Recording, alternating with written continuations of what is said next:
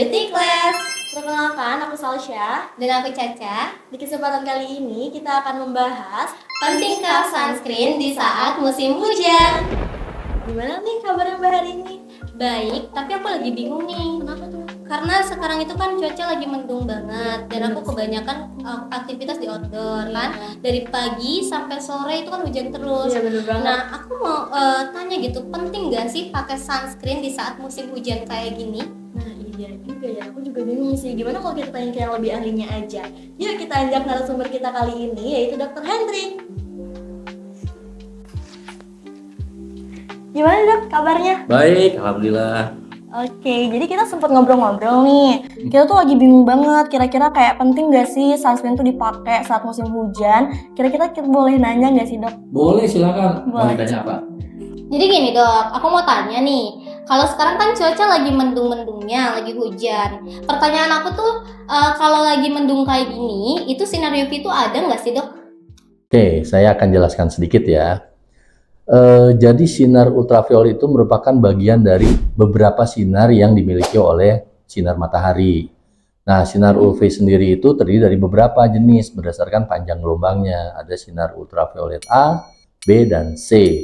Nah, secara umum ada beberapa faktor yang mengakibatkan banyaknya sinar ultraviolet itu bisa mencapai permukaan bumi.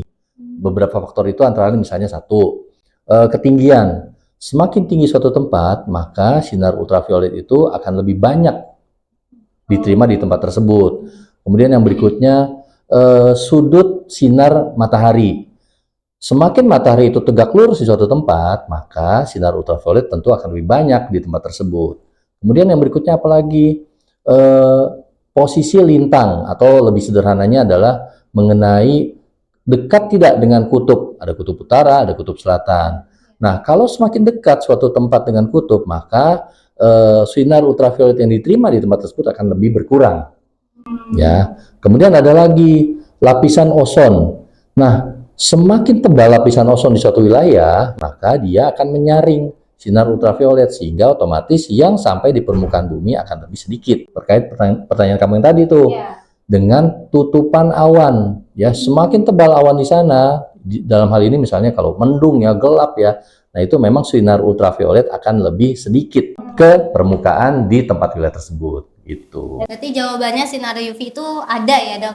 Ada tetap, tapi memang tergantung dari beberapa faktor yang tadi saya sebutkan ya, mengenai banyak atau tidaknya sinar ultraviolet mencapai tempat tersebut. Oke. Kira-kira nih dok, kalau di cuaca kayak gini tuh kita perlu nggak sih memakai sunscreen di SPF berapa? Baik, sebenarnya tidak ada acuan untuk berapa sih nilai besaran SPF yang harus dipakai di sinar terik matahari atau di kala mendung atau hujan ya. Dan yang kedua yang harus dipahami, sinar matahari itu termasuk di dalamnya sinar ultraviolet. Tadi saya sudah katakan bahwa ada sinar ultraviolet A, B, dan C. Nah, alhamdulillahnya sinar ultraviolet C itu tidak sampai ke permukaan bumi. Kenapa? Karena dia sudah disaring duluan di lapisan atmosfer kita. Dan memang kalau misalnya sampai, maka pasti kulit kita akan luka. Sebab anggap saja sinar ultraviolet C itu seperti kalau kulit kita terpapar dengan, kalian pernah lihat tukang listrik lagi ngelas? Nah, itu percikan-percikan bunga apinya itu sama seperti percikan sinar ultraviolet C. Bayangkan kalau itu semuanya sampai ke permukaan bumi. Nah, jadi hanya ada dua dari jenis sinar ultraviolet yang tiba di permukaan bumi, yaitu sinar ultraviolet A dan B. Nah, berdasarkan literatur, dari keduanya ini yang paling banyak 90-99% bisa mencapai permukaan bumi adalah sinar ultraviolet A. Yang B itu hanya sekitar kurang dari 10%. Nah, SPF itu merupakan istilah yang merujuk pada suatu bahan atau produk yang bisa menangkal sinar ultraviolet B. Ya, ada yang kadarnya 30, 35, 50 dan yang lainnya sekian. Nah, sementara sinar ultraviolet A berdasarkan penjelasan saya tadi kan itu lebih banyak ya yang sampai di permukaan bumi. hampir 90%, bahkan hampir 99%. Jadi bukan hanya SPF saja sebenarnya yang diperlukan, tapi ada faktor lain yang digunakan sebagai istilah untuk melindungi kulit dari sinar ultraviolet A, yaitu yang kita sebut sebagai PA. Mungkin kalian udah tahu kalau SPF itu singkatan dari Sun Protection Factor. Sementara kalau PA, ada yang tahu nggak? Aku belum tahu juga. PA itu Protection Guide of UVA. Jadi merujuk kepada produk atau bahan yang mampu untuk melindungi kulit dari sinar ultraviolet A. Nah, itu biasanya mencantumkan level kemampuan untuk menangkal sinar matahari atau sinar ultraviolet A ini dengan tanda positif. Yang positif 1, 2, 3, 4 atau orang bilangnya plus 1, plus 2, plus 3, plus 4. Nah, jadi bukan hanya SPF, tapi PA juga harus kita masukkan sebagai faktor pertimbangan. Dan kalau menjawab pertanyaan yang tadi, kita perlu SPF berapa sih? Sebenarnya nggak ada acuan. Perlu SPF berapa atau PA berapa. Yang penting kita menggunakan sunscreen yang bisa melindungi kulit kita dari paparan sinar ultraviolet, baik A maupun B. Gitu ya.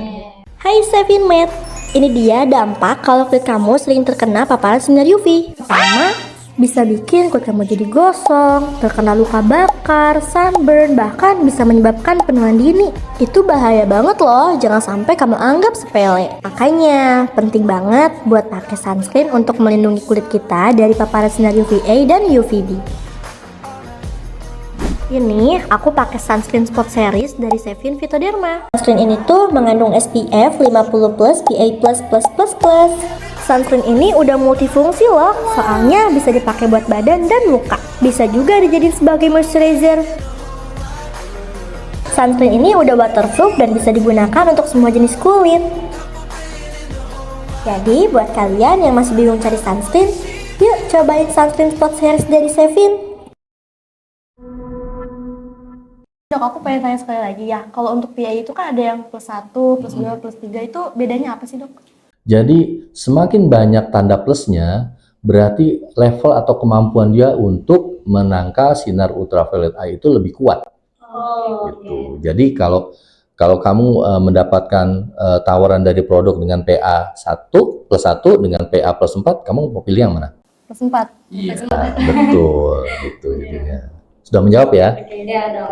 Nih, dok, aku juga mau tanya nih, ngomong-ngomong tentang sinar UV ini. Kalau misalkan sekarang kan kita lagi mendung-mendungnya, dan dokter bilang kalau mendung juga udah ada sinar UV-nya juga. Nah, aku mau tanya nih gini, kalau misalkan dari mendung kayak gini, kita tuh wajib gak sih pakai sunscreen yang waterproof biar gak luntur gitu?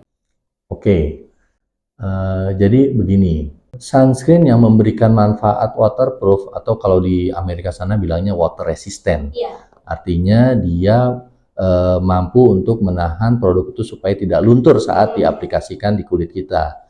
Jadi memang himbauannya agar menggunakan sunscreen yang memiliki manfaat water resistant atau waterproof.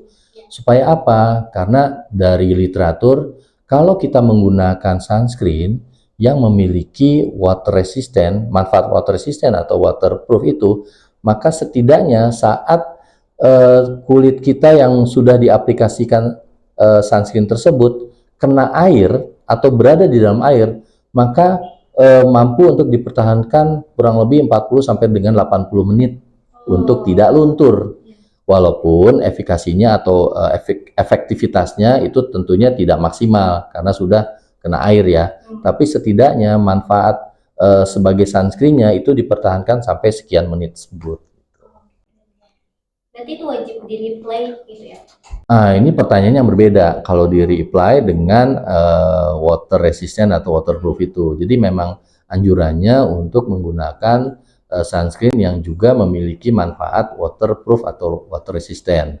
Nah, kalau di reapply, jadi dianjurkan untuk melakukan aplikasi ulang terhadap sunscreen.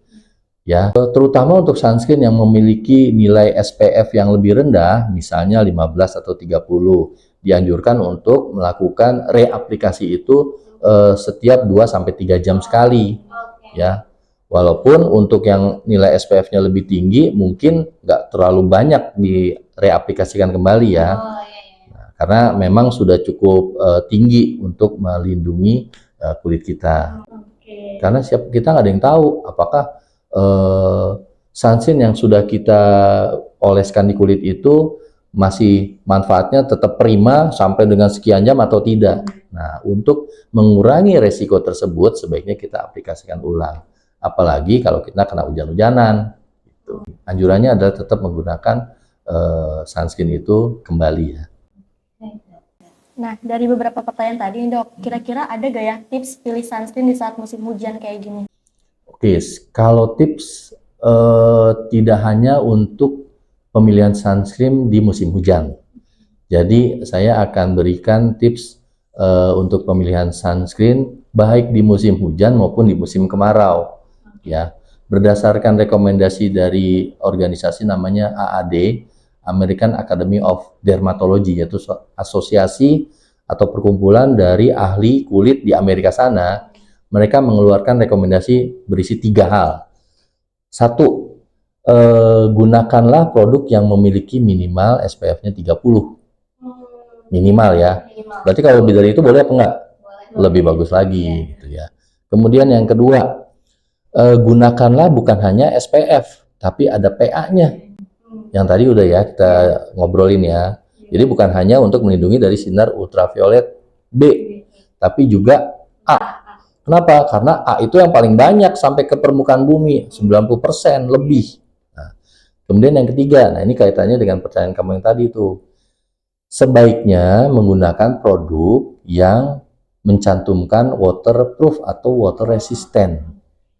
Gitu. Jadi 3 itu tipsnya. Oke dok, terima kasih. Oke dok, kalau misalkan kita ada nih produk yang benar-benar dia tuh waterproof, kira-kira ini bagus gak sih kalau menurut dokter gitu? Kalau merujuk sama rekomendasi dari organisasi tadi, ya memang sudah salah satunya anjurannya menggunakan produk yang memiliki manfaat water resistant atau waterproof. Ya bagus. Gitu. Nah, berarti sunscreen itu cocok banget ya sesuai kata dokter tadi. Dia udah waterproof, SPF 50, PA juga plus 4 nih. Wah, aku juga mau deh. Boleh ya aku minta? Boleh. Dok, ini kan kita tadi udah tanya-tanya, semua pertanyaan kita udah terjawab. Terima kasih banyak ya dok, udah meluangkan waktu kita di podcast kali ini. Baik, terima kasih juga ya sudah diberikan kesempatan dan mudah-mudahan diskusi kita tadi bermanfaat ya buat semuanya. Oke, karena waktu kita udah habis, terima kasih banyak buat kalian semuanya. Sampai jumpa di podcast kita selanjutnya. Bye-bye.